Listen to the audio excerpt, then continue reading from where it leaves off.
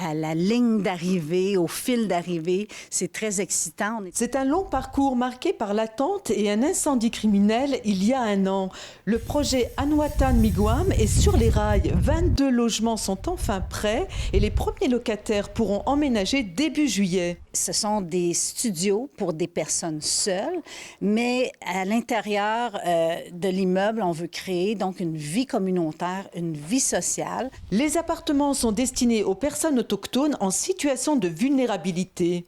Elles y trouveront un milieu de vie stable et un accompagnement adapté. Donc, notre immeuble de logement va être occupé au 1er juillet, 22 unités.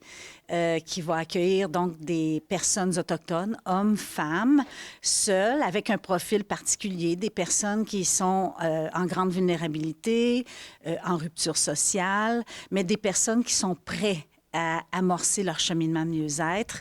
Estimé à près de 12 millions de dollars, ce projet situé sur la 4e avenue accueillera les personnes pour une durée de 1 à 5 ans. Les gens, on veut qu'ils prennent le temps de cheminer vers un mieux-être parce qu'il faut comprendre qu'on est avec des populations qui sont à se réapproprier leur autonomie, qui ont aussi des cheminements de mieux-être à faire. Donc, on ne met pas de pression sur les gens.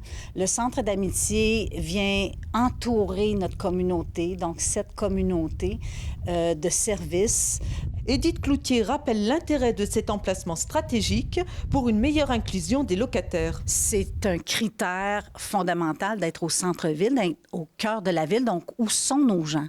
Et donc, les gens qui peuvent avoir accès à des services de proximité, qui peuvent avoir accès au centre-ville, à l'épicerie, c'était vraiment important et stratégique pour nous d'être en plein cœur du centre-ville. Si les locataires emménageront à partir du 1er juillet, l'inauguration des lieux se fera le 30 septembre à l'occasion de la Journée nationale de la vérité et de la réconciliation.